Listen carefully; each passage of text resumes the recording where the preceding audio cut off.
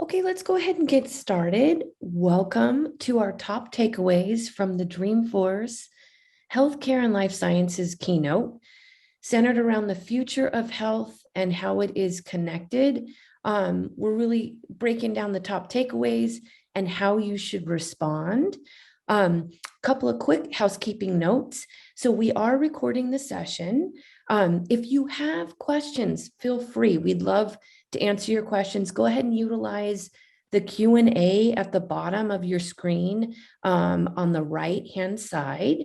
And with that, I'm going to go ahead and hand it over to our speaker today, Tammy.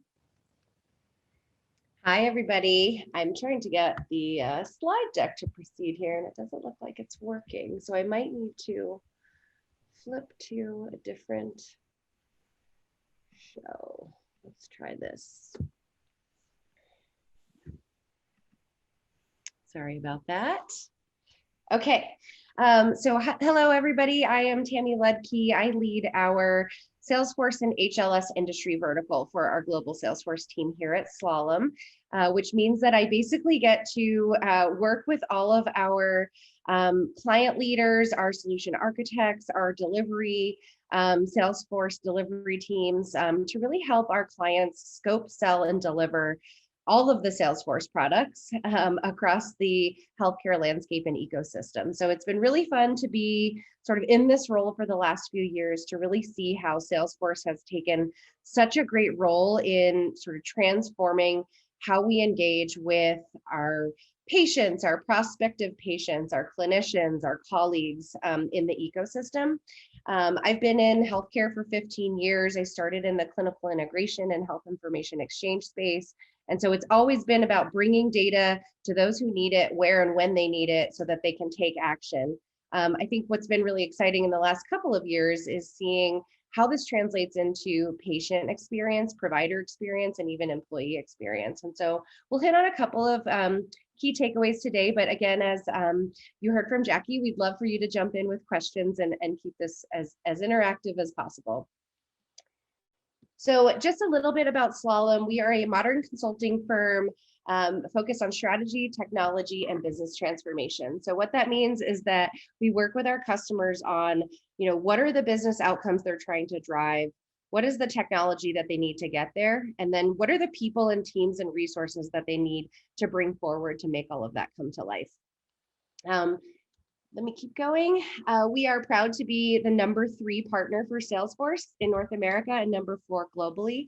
We have offices, as you can see here, across North America and the rest of the world. And the blue little dots there represent our onshore build centers. So one thing that is great about Slalom is we have places where we are building product for our customers and customizing what they need when they need it. And it's all in the same time zones as our clients.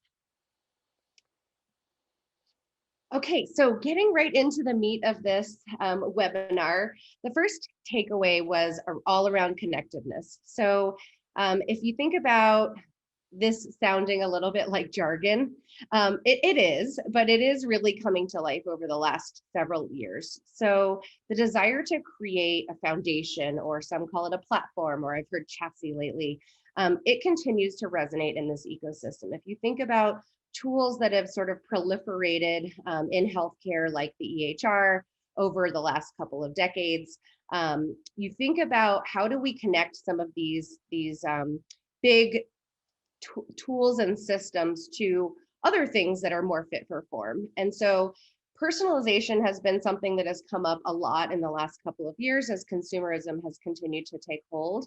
And personalization is not an if conversation, but a when.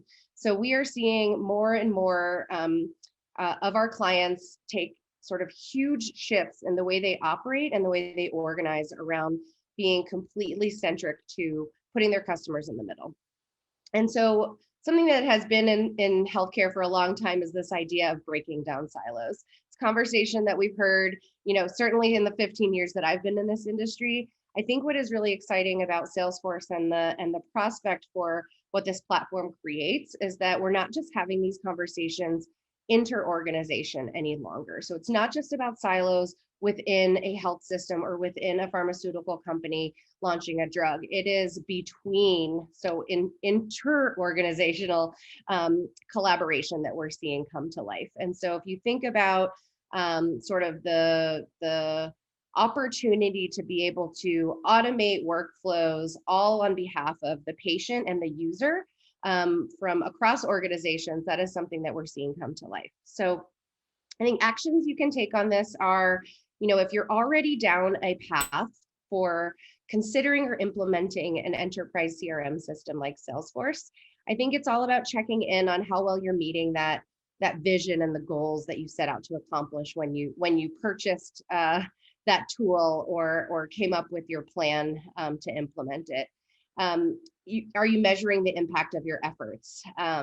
If you're still aligning internally on what CRM means to you, then you can consider locking a bunch of stakeholders from across your organization into a room and facilitating a workshop to really draw on the outcomes for each of those different constituents across your organization, talking about the blockers that might prevent you from being successful, and really use that as an opportunity to either start or reset an enterprise CRM implementation. So with that first takeaway, allow me to pause for questions or comments. What are you seeing in your worlds? Would love to hear from you all as well. And hey, Tammy, it looks like someone asked about, are there any standard measurements that folks should be paying attention to or that are kind of good indicators of sort of the health of the business? Yeah, that's a great question. I think that, gosh, we have assets for sort of diving into what you might call a KPI or a key performance indicator. Those are very specific to the goals and objectives you're trying to accomplish, and certainly the business capabilities that you're trying to enable. So for example, if we were talking about enterprise CRM in the provider world, you might be deploying a access center solution. You might be deploying outreach and marketing. You might be deploying employee engagement or care management or population health. So I think there are specific measures and KPIs to say, hey, for a call center or access center, are we improving the agent experience? Are we improving call center performance? Are we getting appointments scheduled for our patients the first call, right?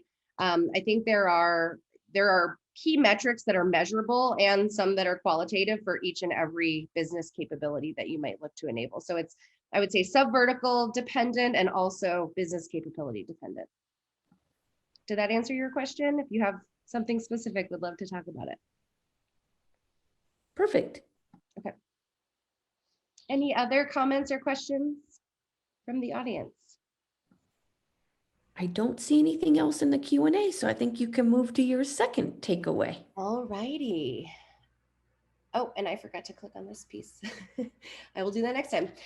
So number 2 is around prioritizing and rationalizing investments. So this came up if you were able to see the keynote.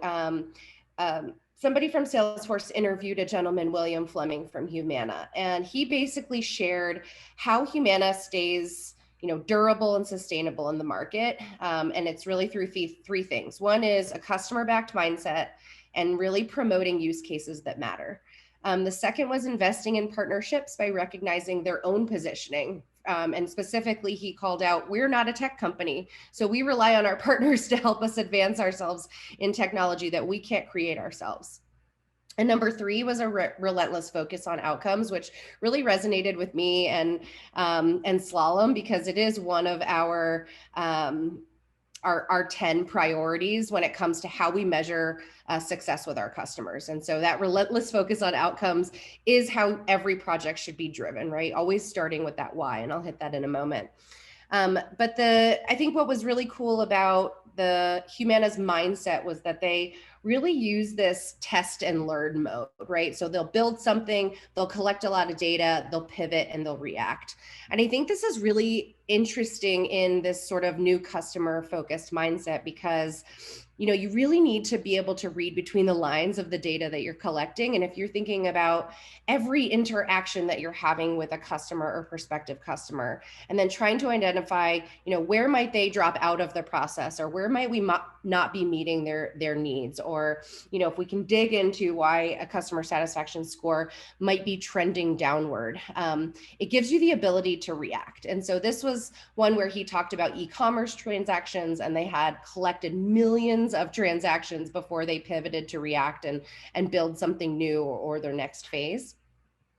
I think the next thing that I would mention here is just that we're seeing really interesting partnerships. So to William's comment about, recognizing their position and partnering with technology companies, we're seeing this happen a lot. And there's a lot of new market entrants that are coming in, some of which are very large. So if you think about like the Amazons of the world, getting into the pharmacy business, we're seeing that. And they may be poised to very well dominate certain corners of the market in the next couple of years. I think what we're also seeing, though, is very small, innovative startups that sometimes trump a larger company because they're more nimble, they're more agile, and they come with very fit for purpose solutions. And so what you're seeing there is that you have this spectrum, which we've always seen in healthcare, of sort of like best of breed technology and fit for form, where you go and you get applications that serve your purpose, all the way to one platform for everything. And then there's something in between. I think what's great about Salesforce as this sort of flexible platform is the idea of being able to plug and play into all of those fit for form applications. What that does mean, though, and we're seeing quite a bit in our world, is that customers really need help doing application rationalization before they enter or embark on a large CRM transformation project. So if you think about, let's think, gaps in care tools for population health, you might have 3 or 4 different applications within an organization that do different versions of that very same thing. And so how do you, if you are going to create this sort of enterprise model, you need to have the governance, and that's both in business and IT, to sort of oversee how we are choosing these tools and how well they will integrate with that overall foundation solution. So I think moving to actions you can take. So I think I mentioned this a little bit before, right? Always start these projects with the why. And I think some people tend to lead with technology. We might get pulled into a customer that's like, hey, we already chose Salesforce, now tell us what to do with it, right? And so we usually say, hey, time out, let's push the pause button. We need to figure out what you're trying to accomplish and for whom. So who are all your constituents? What does the user journey look like, et cetera? Because that's how you're going to prove value of the platform. And these transformations can be, multi-phase, multi-year challenges that you have to tackle. It takes sort of buy-in from the organization across many stakeholder groups. And so starting with that why, by the way, I'm a big fan of Simon Sinek. And so starting with the why is absolutely our recommendation. I think the next thing before you head into that how and the technology is really the what do you want to do. So I hit on this a little bit earlier with business capabilities. And so what are you trying to enable for your users and for your consumers or customers? And the what of what you will do as a business will then drive the how you want to do it, right? So you make sure that you're choosing the right platform and the right technologies to meet those business capabilities, and ultimately the vision of your why. Let me pause there for any questions. Tammy, it looks like we have a question on backing up. You were talking about technology providers, or the term fit and form. Can you just elaborate on that? Fit for form, yeah. So it's similar to if you've heard best of breed. So if you were going to look at a capability and you say, okay, I want it to have these features and this functionality, and then you can look at a set of technologies that may or may not fit against that, then you will say, okay, well, this tool fits 9 of the 10 criteria versus this tool that fits 6 of the 7, right? So there's a way to sort of rack and stack tools that meet your business capability criteria. Criteria could also be cost of implementation, or how many resources do I need to have internally to operate it, right? And so there's things that aren't just feature focused, but also how does it fit my organization and our culture and our ability to operate and maintain this moving forward. So I think fit for form is really, how does a tool fit for what we need it. Perfect. And I think that's it in our Q&A. Alrighty. Okay, so then moving right into our third and final takeaway. So this is around Salesforce and them as a company. I think it's widely known that Salesforce has grown quite a bit in its history through acquisitions and also through product releases. And so I think on the acquisition front, Salesforce makes deep, heavy investments in products that help to build out sort of the end-to-end journey of what they're trying to provide, right? And so they've called this recently their digital headquarters. And so investments like MuleSoft and Tableau and Velocity and most recently Slack have really helped Salesforce to accelerate their roadmap. So things that they know their customers need time and time again. And also to just help capture more market lift, right? So it does take away some of the need for downstream integration, right? So if they can incorporate it into their product set, bring that to their customers as a sort of a larger end-to-end platform, then it requires hopefully less implementation and integration on the back end. And so I think what's really cool about this is they are very thoughtful about those acquisitions. So modern integration through MuleSoft, or data visualization built out in the workflow of Salesforce through Tableau. Velocity really bringing those industry-driven workflows that can be automated. I mean, complex processes you're talking about automating within the Salesforce tool itself. And this really builds on that verticalization that Salesforce has done a really good job at the last I would call it 2 years. And then with Slack, it's really interesting, exciting to see sort of how productivity has become sort of front and center, and not just during COVID, right? But I would say the last several years. How do we make our employees, our people, more productive in a streamlined way of how they communicate with one another, inter and intra organization?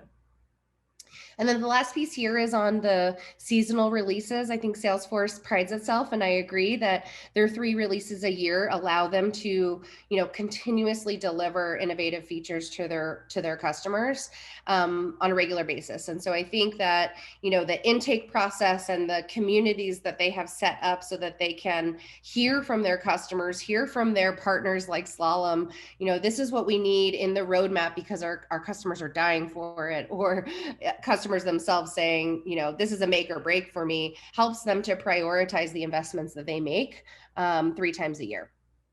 So I think in terms of actions that you can take, I think, how might these investments impact your Salesforce implementation if you currently have one? I think the short answer is it depends.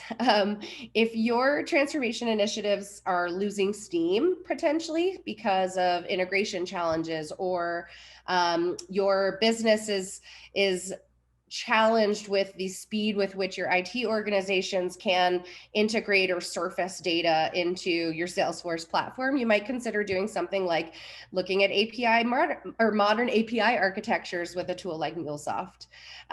We've found these projects really interestingly to be driven by the business lately instead of by IT, which is what you would tend to consider. But with things like time to data and time to insights driving the conversation of the business, saying, I can't wait 3 months for IT to surface a new endpoint for me in a point-to-point interface. I need this to happen quickly, and I need it to happen in real time. So the idea of APIs that are reusable and extensible and repeatable is something that we've seen a lot of organizations take advantage of across all 4 subverticals in the last, I would say, 12 to 18 months. If you're looking for sort of richer data visual analytics that are built into how your teams are using Salesforce already, you might consider Tableau. And the lucky thing here is that you probably already have folks in your organization using Tableau in some way, because it is that easy. I think that it's worth having a conversation about the opportunities of driving data and insights via Tableau integrated into your Salesforce platform. And then if you're a payer or a payvider looking to streamline and automate some of those really complex front, middle, back office processes, Velocity Health has been, a very interesting acquisition by Salesforce, because, all of those things to really support members in finding, acquiring, onboarding, and servicing their members as a health plan, you can automate in Velocity Health and through very designated workflows. And I think it's been interesting to see how that acquisition has been sort of coupled with the Salesforce Health Cloud implementation, how it's been integrated. And then last, I think while Slack has been used by healthcare organizations for quite some time for internal communications, it's HIPAA compliant now, and now there's a new channel to market via all Salesforce customers. I think that we're going to see a big jump into more clinical use cases like care team collaboration, and that can be both inter and intra organizations, as we've mentioned a little bit before. So I think if you're thinking about how to effectively manage the care of a patient or adherence to a medication, or how is a patient, how are we keeping patients within their clinical trial, then I think we'll see a lot more happening in the Slack world in healthcare in the next couple of years. But again, back to our second key takeaway, I think it's always about starting with the business problem and the outcome you want, and not the tool. So I don't want these acquisitions to sort of be a hammer that you try to find a nail. It is all about what you're trying to accomplish in terms of your business outcomes. And I will pause for questions there. Tammy, it looks like we have a question in the Q&A around Slack, and they're wondering, is it possible to use Slack in addition to like a Microsoft Teams or another collaboration tool? Like, can you use both, or does one have to sort of override the other? Yeah, I mean, I think the answer to that is absolutely yes, you can. The question is, do you want to?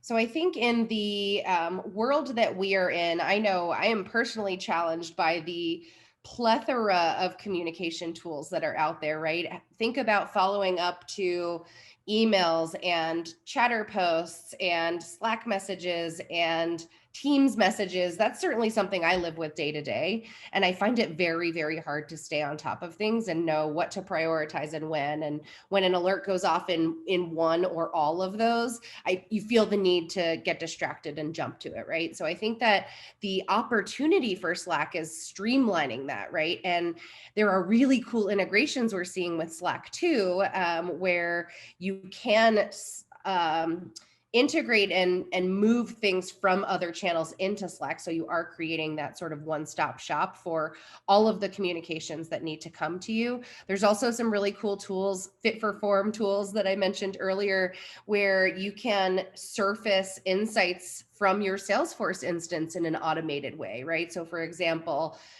who are the customers that I haven't contacted in the last 60 days? How do I, show those customers some love and have that come to you as a Slack message so that you can react to it right there as almost a task list. So I think we're going to start to see some more streamlining of pulling everything into one place, because most people are, like me and probably you, are challenged with this sort of proliferation of engagement tools across different platforms. Awesome. And it doesn't look like we have any more questions. I know this was our last takeaway. We may just want to move to the last slide. And what we can do is drop in the chat the link there. In addition to Tammy's great, I learned a ton here. from the healthcare and life sciences Dreamforce keynote, we also have some other Dreamforce keynotes that we synthesized for our customers just to kind of make it a little bit easier. So yeah, so that basically we have a microsite there. We will put that in the chat. And Tammy, I don't know if there are any like last words or anything, any advice on how to get folks started, or any good kind of resources that we would want to point folks to? No, I think just feel free to reach out to me directly if you're interested in having a conversation about, what's going on in your organization. I think this continues to be such an exciting time in healthcare and life sciences, and a lot of disruptive change happening. And it doesn't need to be disruptive in a bad way. It can be a great way. So I look forward to hearing from you and answering any questions and talking about how we might work together. Awesome. Tammy, thank you so much. Thanks to everyone who joined, and have a wonderful Wednesday, and we'll all talk soon. Bye-bye. See ya.